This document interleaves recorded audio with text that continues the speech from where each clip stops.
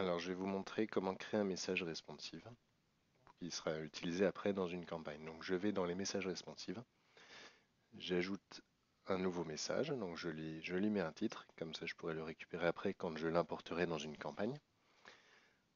Voilà, ça me permet de réutiliser un message plusieurs fois pour plusieurs campagnes différentes. Donc, je lui mets mon titre, j'enregistre et j'arrive dans mon éditeur responsive, un éditeur responsive qui est compatible avec toutes les plateformes, un Mac PC, et qui gère quasiment tout en drag and drop. Donc je mets mon image et ensuite un conteneur. Alors la notion de conteneur, c'est une boîte qui va permettre de mettre un fond, un bord, un fond de couleur, un bord, de gérer séparément les bords suivant qu'on est en haut, en bas, à droite, à gauche. Donc comme vous pouvez voir à droite dans le bloc position, et qui va me permettre de présenter mon contenu, voilà, comme sur le modèle que je veux faire.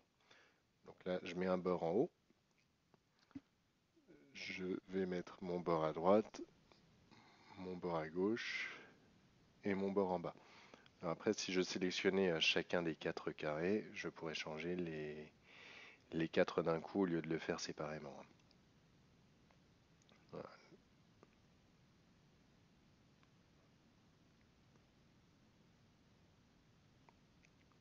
Voilà.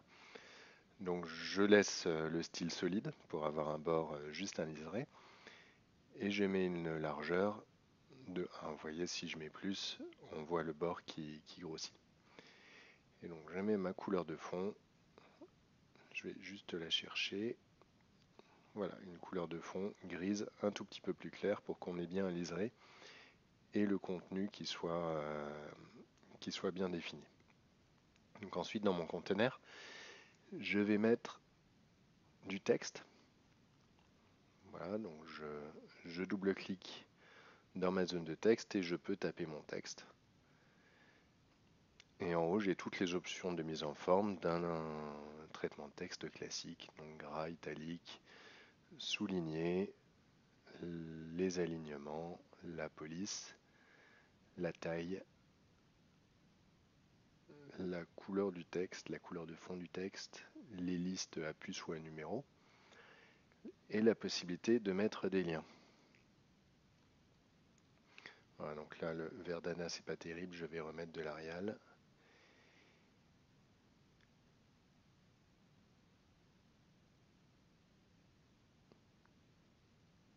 Voilà, donc vous voyez, il y a la possibilité de supprimer la mise en forme si à un moment je suis perdu. Donc je vais mettre mon lien.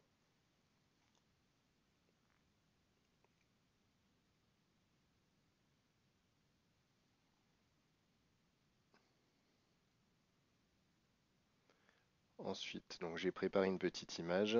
Donc il faut bien être rigoureux hein, quand on pose son contenu. Donc c'est bien matérialisé suivant qu'on est dans le conteneur ou à l'extérieur. Donc je vais chercher mon image sur mon ordinateur. Donc là j'en avais déjà mis une, donc je l'écrase. Et voilà, mon image est en place. Et ensuite, donc voilà les différentes options pour la gestion des images, hein. J'ai la possibilité de changer la largeur, de la centrer, de la mettre à gauche ou de la mettre à droite. Bon là, c'est pas la peine parce qu'elle prend toute la largeur.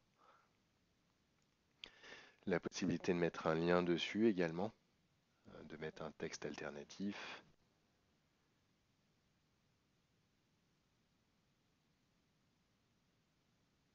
Et ensuite, je vais rajouter un conteneur en dessous, donc un conteneur là qui va être vraiment séparé. Donc voilà, vous voyez, je l'ai mis en dessous, je ne l'ai pas mis dedans. Et je vais changer les bords de ce conteneur.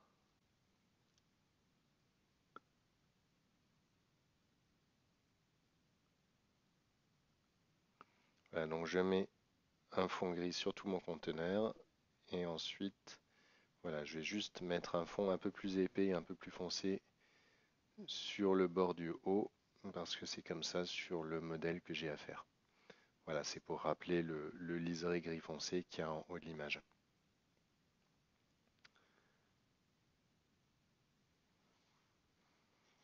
Alors, ensuite, je passe à la suite, donc je vais rajouter mon texte. Donc j'ai un texte voilà, qui est tout prêt, je vais le retaper.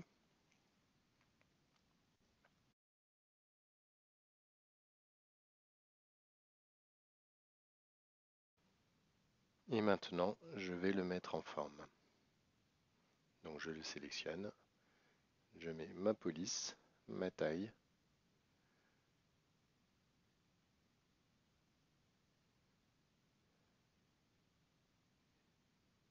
et voilà. Donc et je le centre et je mets la dernière ligne en gras et un petit peu plus petite parce que c'est comme ça sur le modèle que j'ai à faire. Donc je vais mettre une hauteur de ligne un peu plus grande, voilà, comme ça ce sera plus lisible. Donc vous voyez, vous pouvez gérer la hauteur de ligne indépendamment dans chaque bloc. Donc je vais le faire en haut aussi. Et je vais rajouter la dernière image. Donc la dernière image, c'est simplement un bouton donc, que je vais chercher sur mon poste de travail.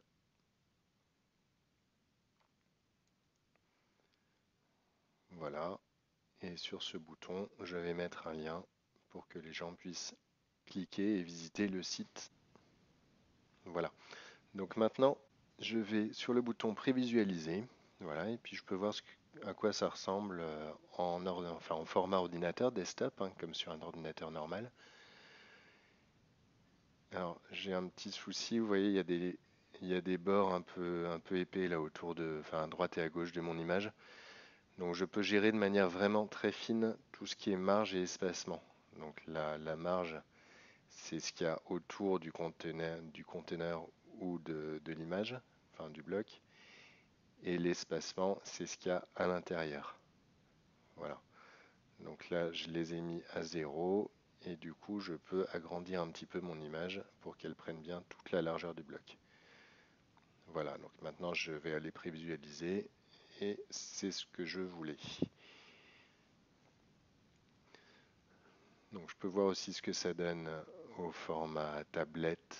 Donc tablette et mobile, donc tablette portrait et mobile et mobile. Donc je vais juste rajouter une petite marge sur l'image du haut parce que je trouve qu'elle est un petit peu collée au reste du contenu et ce sera parfait. Voilà, je prévisualise. Ça ressemble à voilà, un message tout à fait correct et qui est visualisable sur tous les environnements. Donc maintenant, pour exploiter ce message, je vais dans ma campagne, enfin dans la rubrique campagne, je crée une nouvelle campagne. Je vais aller sur le bouton modèle, voilà, qui va me permettre d'importer un modèle. Et je sélectionne le modèle que je viens de créer. Voilà, il y a une petite vignette qui s'est créée. Et mon modèle est importé. Je peux le modifier dans l'éditeur responsive. Et dans ce cas-là, bien sûr, ce sera une modification qui sera propre à la campagne.